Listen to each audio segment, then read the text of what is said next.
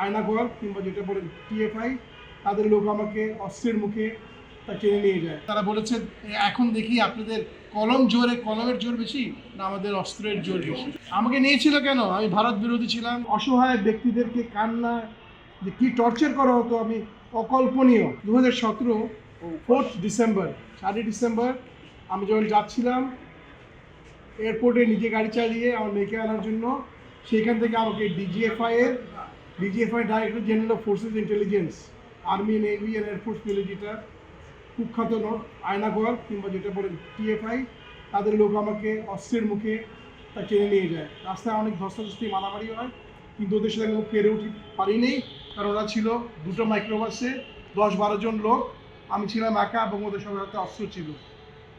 আমাকে ধরে গিয়ে 14 মাস রাখা হয় টর্চার সেলে। আয়নাঘরের দুটো ভাগ আছে, যেটা আপনাকে আয়নাঘর এখন বলেন, যেটাকে আমি জিআইসি বলি, জয়েন্ট ইন্টারোগেশন সেল, ডিজিএফআই এর কচুক্ষেতের পিছনে। আপনারা বাই দিস টাইম সবাই জানেন, এবং আমার দুর্ভাগ্য যে আমি দেখতে পাইনি, কিন্তু যেটা আমি দেখেছি টিভিতে, তার বোধহয় 40 ভাগ তার ডিস্ট্রয় করে দিয়েছে। আপনারা যদি আয়নাঘর কি আসলে জানতে চান, তাহলে বড় বড় যদি আপনি যে কী বলে কন্টেনার আছে না, লোহার কন্টেনার দেখেন জাহাজে যায়, ঠিক ওইরকম যদি আরও লম্বা করেন, অন্ধকার করে রাখেন, যে ওটা ভিতরে যা থাকে ঠিক আয়নাঘর তাই ছিল। এখন যেটা আপনি দেখছেন সেটা ছিল না, যে অনেক অনেক অনেক জঘন্য ছিল। এবং তারা সেখানে আমাকে 5 মাস রাখি হলো রিমান্ড সেল, যেখানে গ্রেড 2 টর্চার 24 ঘন্টা একজনের বন্দির উপর চালানো হতো। 10টা সেল ছিল, এবং অসহায় ব্যক্তিদেরকে কান্না যে কি টর্চার করা হতো আমি অকল্পনীয়। আমার সবচেয়ে খারাপ লাগে, সবচেয়ে অবাক লাগে যে আমি সেনাবাহিনীতে ছিলাম, ক্যাপ্টেন হিসেবে চাকরি আমি অবসর করি, মানে আমাদের শহীদ প্রেসিডেন্ট জিয়াউর রহমান ওনাকে সেনেট করার পর আমি চাকরি ছেড়ে দিই।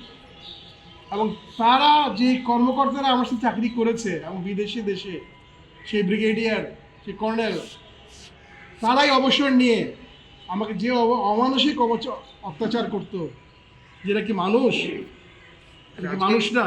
আমাকে নিয়েছিল কেন? আমি ভারত বিরোধী ছিলাম, এবং আমি হাসিনার যত কুকীর্তি, গুম, খুন, যে এক্সট্রা জুডিশিয়াল কিলিং, তারপরে যে সিক্রেট চুক্তিগুলো করা হতো, কারণ আমি মনে রাখেন আমি কিন্তু ডিপ্লোম্যাট, আমি জানতাম তারা কী করছে, এবং আমি করে লিখতাম। তারা আমাকে অনেক ওয়ার্নিং দিয়েছে লেখা বন্ধ করো। আমি বলছি না, আমার কলম আপনারা বন্ধ করতে পারবেন না, সেই জন্য আমি লিখতাম। সেই লেখার জন্য আমাকে তারা নিয়ে তারা বলেছে এখন দেখি আপনাদের কলমের জোর বেশি না আমাদের অস্ত্রের জোর বেশি। আমি চাই সৎ বিচার। আমি তো শুধু আমি না, আমার মতো হাজারো লোক ছিল। সেই ক্যাম্পের ভিতরে 20টা ছিল নর্মাল রুম, 10টা ছিল রিমান্ড, 10টা ছিল নর্মাল পুরনো পাকিস্তান আমল সেল, আর 2টা ছিল ভিআইপি সেল।